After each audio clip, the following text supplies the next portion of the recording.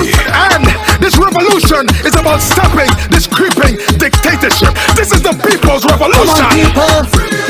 Come on, people. Peoples are turning, your eyes are opening. Welcome to the revolution. People crying out for justice.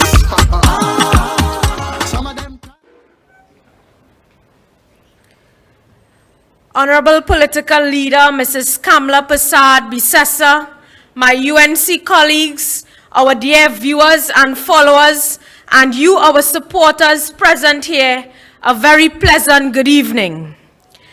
This evening, as I stand here to continue the battle with my colleagues for you, the people of Trinidad and Tobago, I want to begin by reminding you that presently, many families continue to face immense losses with the continuous flooding at this very moment.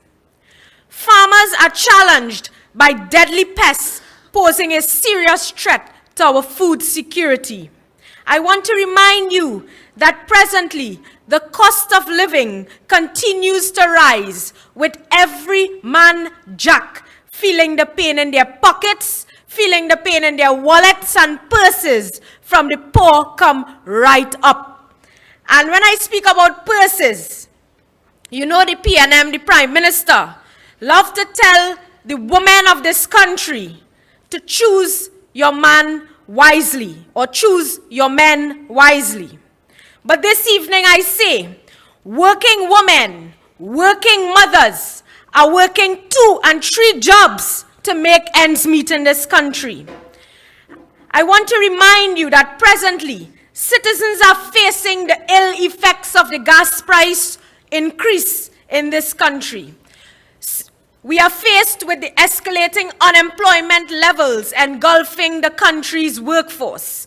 I want to remind you of the rampant crime situation which continues to soar every day with high record statistics. I want to remind you of the deteriorating public utilities services which are affecting the daily lives of all of us.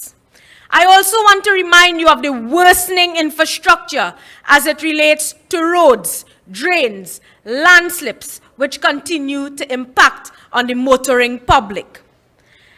And now, my friends, it may be prudent to stand and say, I told you so, as we did in August 2020. However, we cannot undo our past actions, but it should serve to all of us as a reminder of the future, and we should not repeat the same mistake ever of putting the PNM back in power. I want to remind everyone, and I will do so from now until any election as a member of parliament, destiny, you know they speak about destiny? Destiny is always in our index fingers.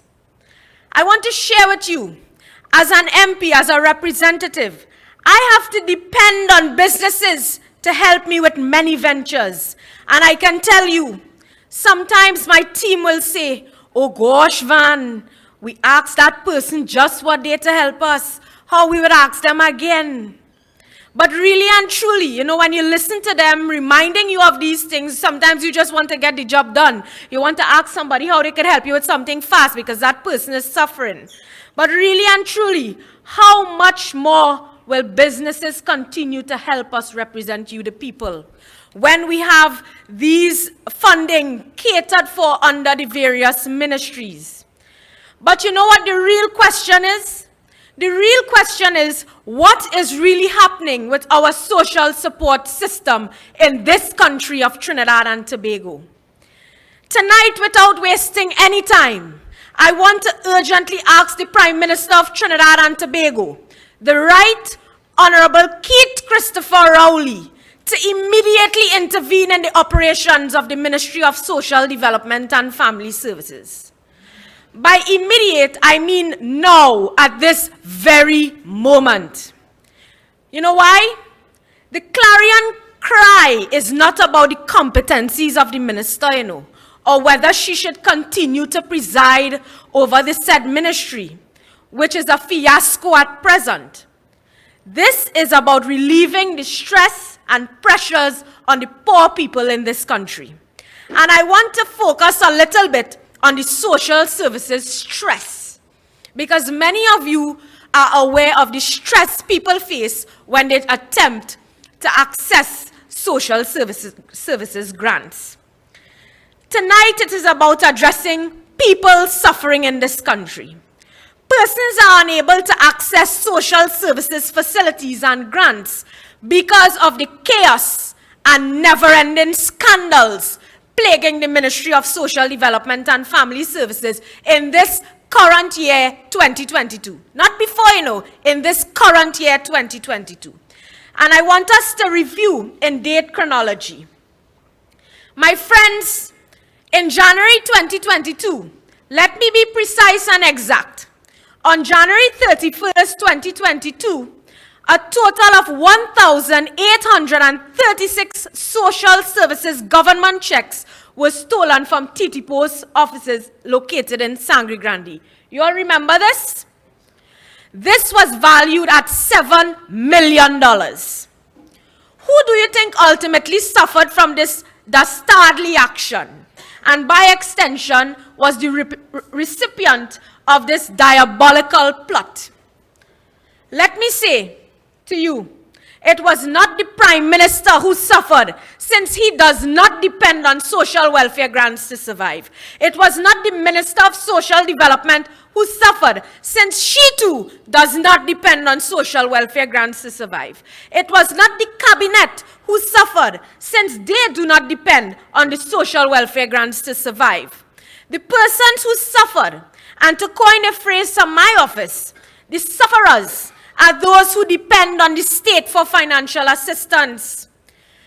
These are the persons who paid for the crime at the Sangre Grande TT Post office. Those 1,836 persons ultimately suffered and paid the price for this larceny. And I want to refer from a newspaper article how this action affected one of my constituents. And I read for you, February 3rd, CNC3, welfare recipients feeling tough impact of stolen checks. And it so happened this person is from my constituency. And I read for you, the Trinidad and Tobago Postal Corporation in Sangre Grande may have been robbed, but those who depend on the state for financial assistance say it is they who are paying for the crime. It's exactly how Zoraida Baiju 60 felt when she stood dumbfounded at the checkout counter with her differently abled daughter yesterday. And I quote, "When I told my daughter to put her thumbprint, Baiju said, as the disability check is made out to her daughter Marissa, the cashier told me they're not taking it right now and I will have to go to the bank." A day later, the Ministry of Social Development instructed supermarkets not to honor any social welfare grants for the next 2 months. Baiju did not get the memo. I didn't know. I really didn't know. But going back home was not an option for her and her 31-year-old disabled daughter. She needed sanitary pads, adult diapers, and we needed dishwashing liquid, bleach, and cleaning supplies. Not to mention it was Marissa's birthday, and she wanted her favorite meal of baked potatoes and callaloo. With no money to hire another car to take them to the bank, they were forced to walk. Something that Marissa struggles with, having suffered a serious head injury. I had to let her walk and she started to feel tired and she had to stop down the road and rest and walk again. You have to stand up there and make a line and Marissa gets seizures, so I worried all the time that she was going to faint. While the Ministry of Social Development and Family Services is encouraging welfare recipients to use the direct deposit, which the minister is boasting of, meaning to get people to go to the banks and get your monies through the banks, whilst they're encouraging welfare recipients to use the direct deposit method via their bank accounts, for Baiju, that is not an option. Why? I have to take care of Marissa all day. She has the mind of a child and I cannot leave her by herself. So I'm not working anywhere. What do you need to open a bank account? A job letter. Right? So she has a challenge leaving the child, etc. And I was told I can't get a bank account. So the frustrated enterprise mother said it is unfair that they have to suffer for something that happened in Sangre Grande. Of course, so you see, they are speaking direct deposit, but they are not speaking of the challenges facing recipients as it relates to accessing direct deposits so persons can be relieved of this stress. And I want to move to another matter plaguing the Ministry of Stolen Food Cards. In October of 2022, the Minister of Social Development and Family Services announced that 32 food cards were stolen from an unlocked drawer in August 2022 when questioned in Parliament by myself. Again, who do you think would have borne the brunt of this nefarious action? Definitely not those who sit in the corridors of power and who are charged with the responsibility for the well-being of the citizenry, especially those who are vulnerable. Ladies and gentlemen, it was the persons, the recipients, those who are suffering, that is the 32 recipients of those food cards who went hungry and begged for a meal when it was the responsibility of those charged with administering the grants. Remember in September of this year, when many of you got calls that persons did not get their food card top-up? And the minister never came out and said to any of us why these persons were not getting their top-up on their food cards. It was because food cards were stolen, according to information coming out in October. So those persons would have had to survive by the grace of God. But arising from this incident, we have to ask the minister and the government, why were food cards stored in a drawer and an unlocked drawer and then went missing? Have you ever heard nonsense such as this? Food card, government funds to be given to the poor and vulnerable, stored in an unlocked drawer.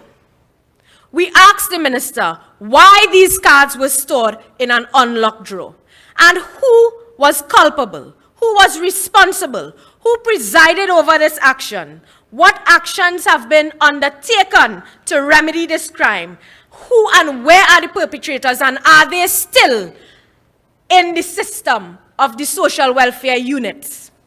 And speaking about that, speaking about food cards, I want to touch a little bit on, these Christmas food cards we get for Christmas to assist the poor and vulnerable.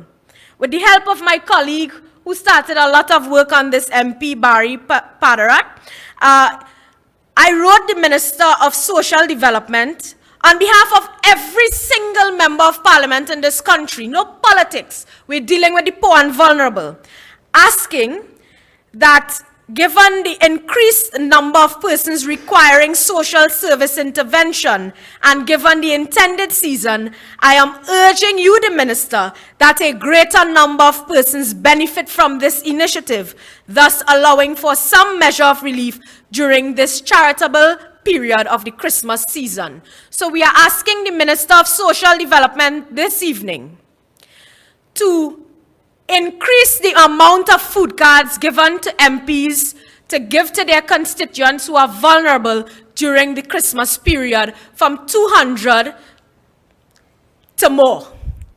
So we call on the Minister to assist us. I have written as shadow for Ministry of Social Development on behalf of all MPs for the poor and vulnerable in this country and those persons requiring assistance.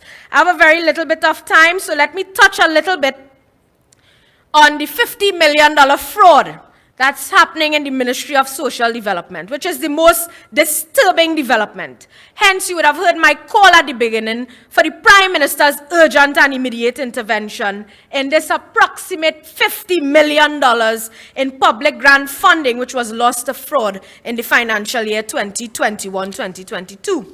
I want to repeat, $50 million, and let me quickly state, it could even be more. And this information was revealed in the Public Accounts Committee. And I must congratulate my colleague, who is the chairman of that committee, MP Dave Tanku. Again, I must say, and I must ask, why must the poor people suffer? Just imagine how many poor and vulnerable and deserving persons were eliminated from the social services system, whilst this funding fraudulently disappeared. Yet to date, we have not heard of any persons charged or even called to account for these misdeeds. But you know what, ladies and gentlemen,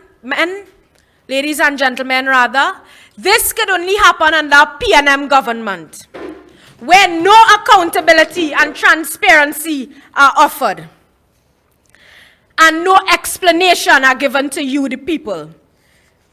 My friends, to all of these problems, your vote is the answer to all of our problems we face as citizens. What happened to the transportation grant, the $1,000 one-time transportation grant anticipated to benefit 175,000 persons? We are in November. Christmas is approaching. People have no food. Where is this grant? You promised these people this $1,000 one-off grant. Watch them well, my friends. They have an internal election in a few weeks. But people are still awaiting. Gas prices, you're hearing it everywhere, too high. Persons parking up their vehicles. Sometimes your family die. You're going one night because you don't have gas to make it through all the nights to spend time with your precious family. So we ask the government, when will you give the people this $1,000 grant? Do not allow it to be passed off like the cash cards, the fuel cash cards and the public utility cash cards that you promised and never happened. My friends, in conclusion, I have to hustle, so much to say. I wanted to touch on the Auditor General's report, but I may take a day to touch on the fraudulent activities listed in that particular report. So as I conclude, I say to you, the government wants you, the people, to get your act together relative to your documentation and eligibility for social support grants. Yet they cannot get their act together relative to fraud arising out of social support grants. How ironic.